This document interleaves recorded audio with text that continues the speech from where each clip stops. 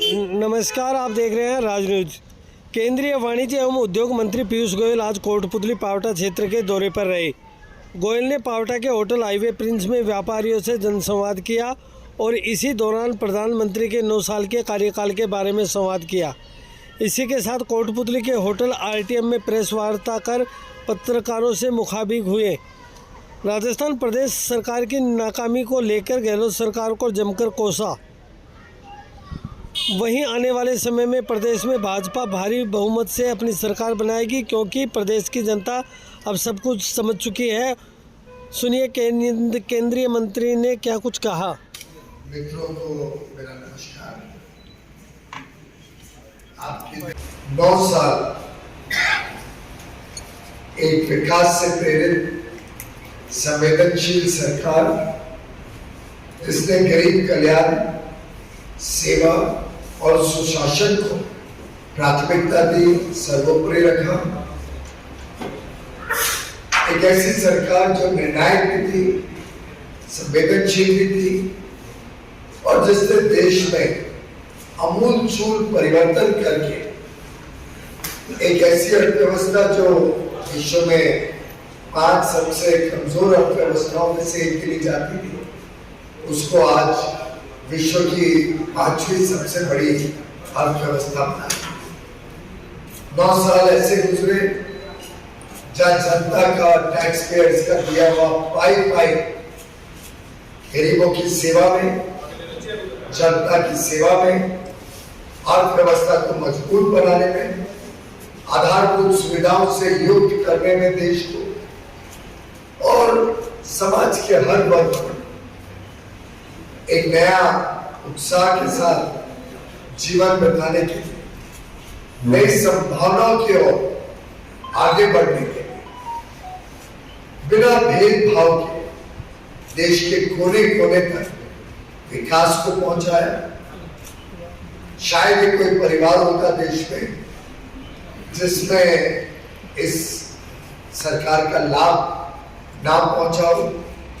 चाहे बनाकर सरकार ने गरीबों को दिया, जिसमें लगभग 8 लाख करोड़ की राशि लगी, चाहे वो 11 करोड़ 70 लाख के आसपास मुफ्त में दिए गए शौचालय हो, इज्जत घर हो, जिससे गरीबों के घर में भी ये सुविधा उपलब्ध हुई और हमारी माता, बहनें, बहुएं, बेटियों की इज्जत, उनकी लाज को सुरक्षित रखने का काम किया। विश्व का सबसे बड़ा स्वास्थ्य सेवा का योजना, मुफ्त में स्वास्थ्य की सेवाएं मिली। 3.5 करोड़ घर जहाँ पे कभी आजादी के बाद इतने वर्षों तक बिजली नहीं पहुंची, और ऐसे गांव दूर दराके के इलाकों में, कोई पहाड़ की चोटी पर, कोई घने जंगलों में, उन सबको भी बिजली की सुविधा मिली। हर एक घर तक उज्ज्वला योजना के तहत कुकिंग गैस का कनेक्शन पहुंचा। साथ ही साथ हाल में जो चल रहा है जल जीवन मिशन के तहत देश के हर घर तक नल से जल पहुंचे, इसको सुनिश्चित करने का काम प्रधानमंत्री मोदी जी ने। और इन सब कामों में हर घर तक पहुंचता, बिना भेदभाव के हर एक को इसका लाभ पहुंचता, लाभार्थियों के चिन्हित करने में किसी प्रकार का राजनीतिक हस्तक्षेप नहीं होने देगा। हर कार्यक्रम में जनहित, देशहित को प्राथमिकता देगा, देशवासियों को कमजोर नहीं मजबूत बनाना, सशक्तिकरण करना 140 करोड़ देशवासियों, युवा युवतियों को नए मौके देना, भ्रष्टाचारी तौर तरीकों को, पुरानी मानसिकता को बदलना और एक पारदर्शिता के साथ सरकारी व्यवस्थाएं चले, भ्रष्टाचार से मुक्ति मिले लोगों और सुशासन की तरफ देश अग्रसर हो। इन सभी के बीच वास्तव में 9 वर्ष पूरे हुए हैं सरकार के, और हम देश में अलग अलग इलाकों में जनता के साथ संवाद करने, जनता को मिलने, जनता का धन्यवाद और साधुवाद करने निकले हैं। जिन्होंने प्रधानमंत्री मोदी जी को भरपूर आशीर्वाद, जिन्होंने 2 बार पूर्ण बहुमत की सरकार बनाकर देश में नई संभावनाओं को उजागर, और प्रधानमंत्री मोदी जी ने जो 9 वर्षों में लंबे समय से लटकी भटकी आधी अधूरी योजनाएं, जिसका लाभ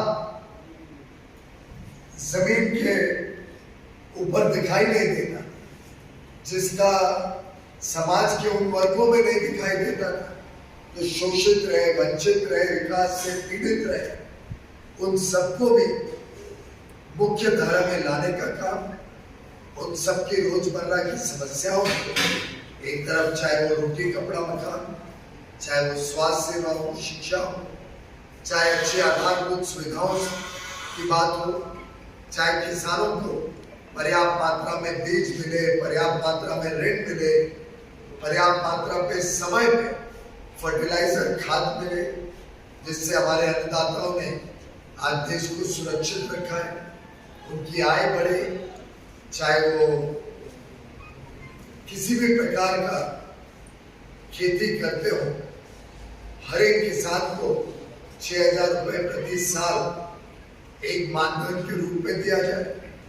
चाहे मध्यम वर्ग के लिए इनकम टैक्स की रिफंड की बात हो, जो आज सीधा बैंक के खाते में आता है, बिना जूते घिसे, बिना दफ्तरों के चक्कर खाए, और चाहे वो फेसलेस असेसमेंट, जिसके तहत बिना किसी भ्रष्टाचार के हर एक व्यक्ति का आज इनकम टैक्स कैलकुलेट होता है। ऐसे अन्य तरीकों से, अन्य योजनाओं से आज देश में तेज गति से विकास के लिए बड़ा उत्साह है, उमंग है, तेज है। और ऐसी परिस्थिति में पूरा विश्व आज भारत की तरफ है। पूरा विश्व ये समझ रहा है कि भारत की अर्थव्यवस्था जिस तेज गति से आगे बढ़ रही है, यही है वो देश जो आज विश्व की अर्थव्यवस्था को भी आगे बढ़ने के लिए मार्ग दिखा सकता है। 140 करोड़ की हमारी जनसंख्या, खासतौर पे युवा जनसंख्या, हमारे भारत की आज अमूल्य ताकत बन के उभर रही है। हमारे युवा युवती नए नए सोच के साथ, नए नए कार्यक्रमों के साथ, नए नए प्रयोगों के साथ, नए नए इनोवेशन, खोज के साथ आज देश की सेवा कर रहे हैं।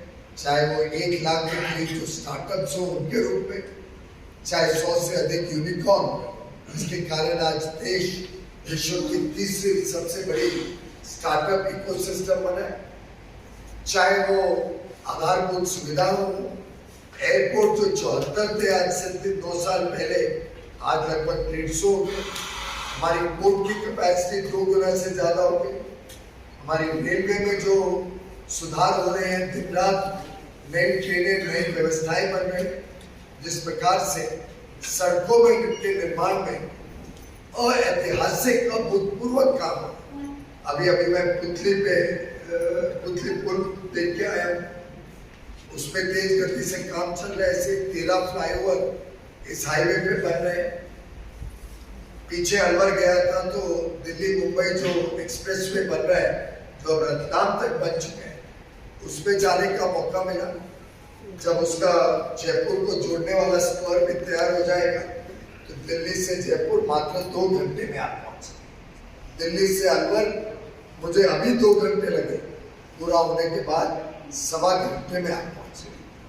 देश के कोने कोने में आप देखिए नए नए काम, नई नई योजनाओं से इंफ्रास्ट्रक्चर डेवलप हो रहा है, जो लोगों को भी काम के अवसर देता है, रोजगार देता है, व्यापार और उद्योग जगत को भी बल देता है, और देश के लोगों की रोजमर्रा की समस्याएं खत्म होने की वजह से, कम होने की वजह से आज एक पूरे उत्साह और उमंग के साथ 140 करोड़ लोग अच्छी चीजों के प्रति आकर्षित, नई चीजों के प्रति आकर्षित। आज हर व्यक्ति चाहते हैं उसके घर में अच्छा फर्नीचर हो, हर व्यक्ति चाहते हैं उसके घर में रेफ्रिजरेटर बड़ा हो, टीवी बड़ा हो, डिजिटल कनेक्टिविटी हो। अच्छी सुविधाएं उपलब्ध हो। ये डिमांड आज इस देश की ताकत बन रही। इसी के कारण आज भारत विश्व में सबसे तेज गति से बढ़ने वाली बड़ी अर्थव्यवस्था बनी। ऐसी परिस्थितियों में राजस्थान में जो गत 4.5 वर्षों में भ्रष्टाचारी अशोक गहलोत की सरकार थी, राजस्थान में जिस प्रकार से रोड़े लगाए जा रहे, अड़चने लगाए जा रहे विकास के कार्यों में, उदाहरण के लिए अलवर में मुझे बताया गया 5,700 करोड़ की योजना केंद्र सरकार ने मंजूरी दी कि पानी ला सके राजस्थान, लेकिन राज्य सरकार उसमें काम नहीं कर रही। जल जीवन मिशन के तहत हजारों करोड़ रुपए राजस्थान आए, लेकिन उस कार्यक्रम में प्रगति और गति नहीं है। उस कार्यक्रम में जो लोगों के घर तक नल से जल पहुंचना था, उसमें वृद्धि नहीं हो पा रही और गलत आंकड़े देकर राजस्थान सरकार, मुझे लगता है, अपने अंदरूनी समस्याओं में और भ्रष्टाचार में इतनी बुरी तरीके से लिप्त है, इतना बुरी तरीके से व्यस्त है कि जनता जनार्दन की सेवा उनके लिए मात्र चुनाव के पहले 2-3 महीने पहले एक भ्रमित करने का साधन ही बन के रहे। कांग्रेस ने कई वादे किए थे अपने घोषणा पत्र में पिछले चुनाव में, जिसके कारण शायद राजस्थान की जनता ने इनको चुन के दिया। कुछ ही वोटों से भारतीय जनता पार्टी रह गई, लेकिन हमने सम्मान के साथ एक कंस्ट्रक्टिव विपक्ष की भूमिका से काम किया। बड़े दुर्भाग्य की बात है, बड़े दुख के साथ मुझे बताना पड़ रहा है कि जिस प्रकार से राजस्थान की सरकार ने पूरी तरीके से फेल्ड सरकार का स्वरूप जनता के समक्ष रखा, जिस प्रकार से राजस्थान की सरकार ने किसानों के साथ भी अन्याय किया, देशवासियों के साथ भी अन्याय किया और राजस्थान में उद्योग और व्यापार जगत को फलने फूलने नहीं दिया, बढ़ने नहीं दिया, विकास नहीं होने दिया। इसकी मैं घोर निंदा करता हूं और उम्मीद करता हूं कि राजस्थान की जनता आगे आने वाले चुनाव में भारतीय जनता पार्टी की एक मजबूत सरकार, एक अच्छी सरकार, एक विकास से प्रेरित सरकार, एक ऐसी सरकार जो 24 घंटे जनता जनार्दन की सेवा में लगी रहे, गरीबों के कल्याण में लगी और एक सुशासन पारदर्शी व्यवस्था के साथ प्रदेश में लागू करे, ऐसी सरकार अवश्य राजस्थान में आएगी। ये आज जनता का फैसला है, राजस्थान के लोगों का फैसला है और भारतीय जनता पार्टी पूरी तरीके से राजस्थान की जनता के साथ कंधे से कंधा लगा के खड़ी है और उनकी सेवा के लिए। आपसे संवाद करने की जो बात शुरू में कही थी, तो आपको मीडिया बाइट तो मिल ही गया, बाद में प्रश्न भी ले लेंगे। आप में से कोई भी सुझाव हो, कोई बात हो जो आप करना चाहें, प्रश्न पूछना चाहें, आप पूछ सकते हैं। जब भी प्रश्न पूछे अपना एक बार परिचय दे दें और परिचय अपना दे दें। वहां पे आपसी झगड़ों के और कांग्रेस ने कुछ नहीं किया।